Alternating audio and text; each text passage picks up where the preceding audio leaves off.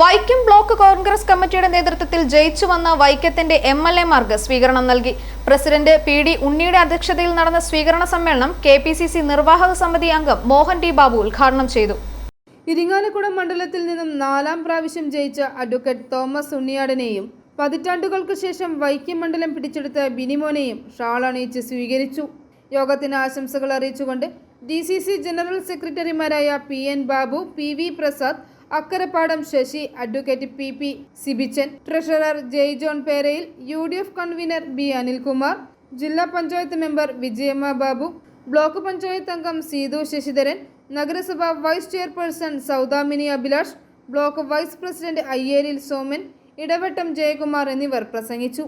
വൈക്കത്തെ തന്റെ രാഷ്ട്രീയ ജീവിതത്തിൽ കിട്ടിയ സമരാവേശമാണ് തനിക്ക് ഇരിങ്ങാലക്കുട മണ്ഡലത്തിൽ നിന്നും 4 തവണ ജയിച്ചു കയറാൻ സഹായിച്ചതെന്നും ഈ നാടിനെയും നാട്ടുകാരെയും സുഹൃത്തുക്കളെയും എന്നും ഹൃദയത്തിൽ ചേർത്ത് നിർത്തുന്ന ഒരാളായതുകൊണ്ട് വൈക്കത്തിന്റെ വികസനത്തിന് K ബിനിമോൻ MLA-യോടൊപ്പം ഞാനും ഉണ്ടാകുമെന്ന് തോമസ് ഉണ്ണിയാടൻ പറഞ്ഞു. വൈക്കം നമ്മളെല്ലാവരുടെയും വികാരമാണ്. വൈക്കത്ത് നിന്ന് ഇരിങ്ങാലക്കുടയിൽ എത്ര പ്രാവശ്യം പോയാലും വൈക്കത്തിൻ്റെ ആത്മാർത്ഥതയും നല്ല സുഖത്വവും ഒരിക്കലും മറക്കാൻ കഴിയും.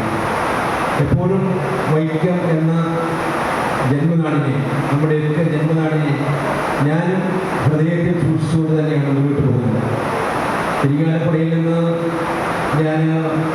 വൈക്കത്ത് നിന്ന് ഇരിങ്ങാലക്കുടയിൽ മത്സരിക്കാനായി പോയ സന്ദർഭങ്ങളിൽ, പ്രത്യേകിച്ച് ആദ്യകാല സന്ദർഭങ്ങളിൽ i4 ന്യൂസ് വൈക്കം.